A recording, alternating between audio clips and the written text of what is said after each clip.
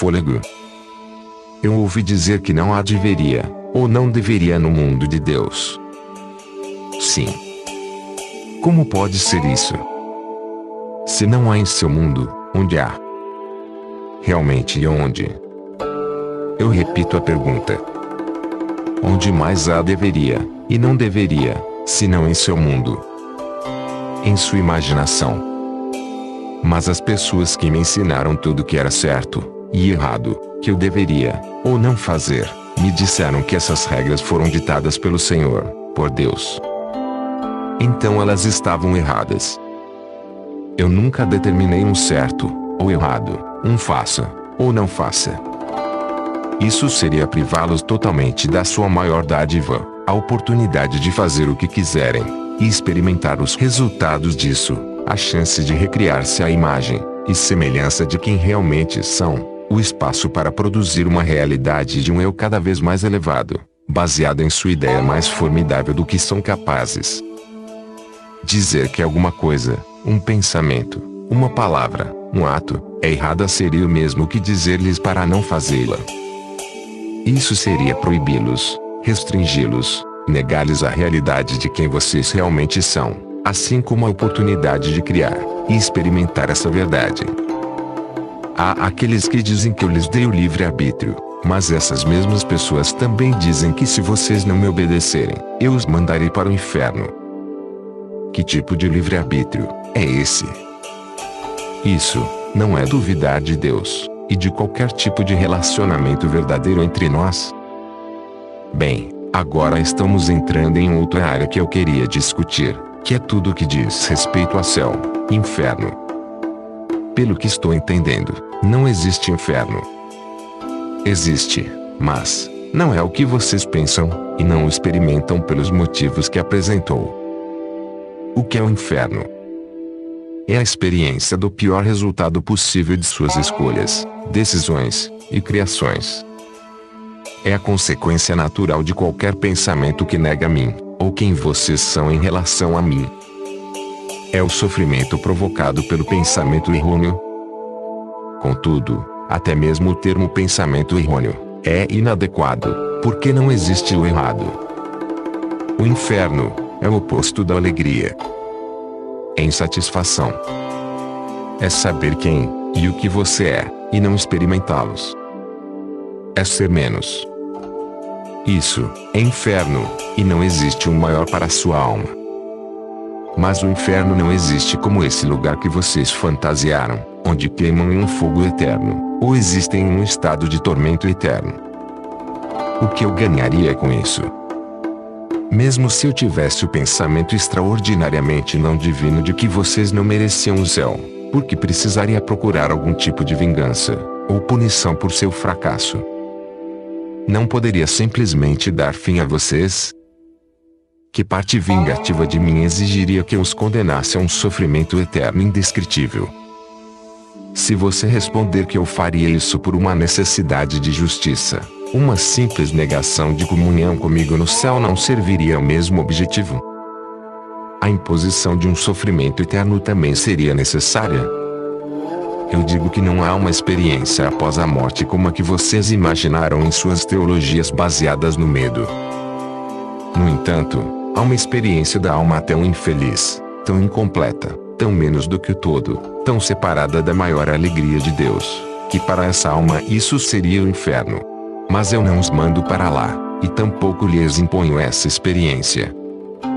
Vocês mesmos a criam, sempre que separam o seu eu do seu próprio pensamento mais elevado em relação a vocês, sempre que o negam, e rejeitam quem e o que realmente são.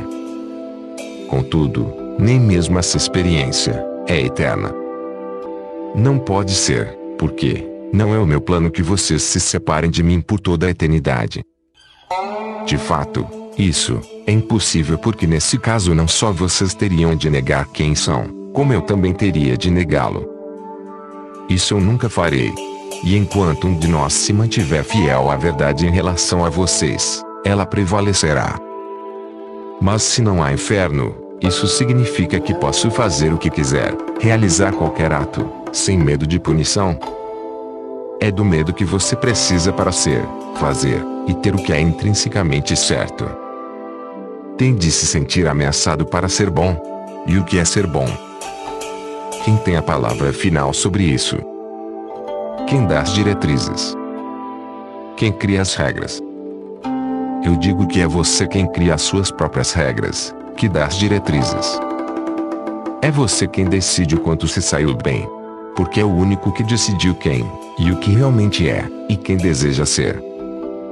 Você é a única pessoa que pode avaliar como está se saindo. Ninguém mais o julgará, porque, e como Deus poderia julgar a sua própria criação, e considerá-la ruim? Se eu quisesse que vocês fossem perfeitos, e fizessem tudo certo, teria deixado que ficassem no estado de total perfeição de onde vieram. Todo o objetivo do processo foi fazê-los descobrir a si mesmos, criar os seus eus, como realmente são, e desejam ser. Contudo, vocês só poderiam ser isso se tivessem uma chance de ser outra coisa. Então eu deveria puni-los por fazerem uma escolha que coloquei à sua frente. Se eu não quisesse que vocês fizessem a segunda escolha, por que criaria outra além da primeira? Essa é uma pergunta que devem fazer a si mesmos antes de me atribuírem o papel de um Deus condenador. A resposta direta para a sua pergunta é sim, você pode fazer o que quiser sem medo de punição. Contudo, terá de arcar com as consequências. As consequências são os resultados naturais, que não são o mesmo que punições. São simplesmente isso, o que resulta da aplicação natural das leis naturais. Estas são o que ocorre, bastante previsivelmente, como uma consequência do que aconteceu. Toda a vida física funciona de acordo com as leis naturais. Quando você se lembrar dessas leis, e aplicá-las, controlará a vida no plano físico. O que lhe parece punição, ou o que chamaria de mal, ou má sorte, é apenas uma lei natural fazendo-se valer. Então, se eu conhecer essas leis, e cumpri-las, nunca mais terei um momento de dificuldade. É isso que está me dizendo? Você nunca experimentaria o seu eu como estando no que chama de dificuldade. Não encararia nenhuma circunstância da vida como um problema. Não temeria nenhuma situação. Poria fim a todas as preocupações, dúvidas e temores. Viveria como a fantasia que Adão e Eva viveram, não como espíritos desencarnados na esfera do absoluto, mas como espíritos encarnados na esfera do relativo. Contudo, teria toda a liberdade, alegria, paz e sabedoria, e todo o poder do espírito que você é. Seria uma pessoa plenamente realizada. Esse é o objetivo da sua alma, realizar-se enquanto ainda está no corpo, tornar-se a encarnação de tudo o que realmente é. Esse é o meu plano, o meu ideal, realizar a mim mesmo através de você, transformar o conceito em experiência, conhecer o meu eu experimentalmente. As leis do universo foram estabelecidas por mim. São leis perfeitas, que proporcionam um perfeito funcionamento da matéria.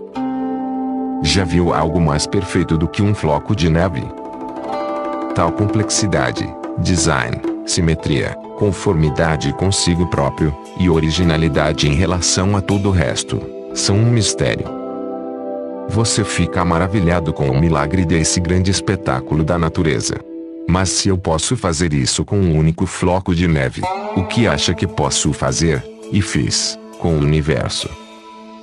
Se você visse a sua simetria, a perfeição de seu design, do maior corpo celeste à mínima partícula, não poderia entender essa verdade em sua realidade.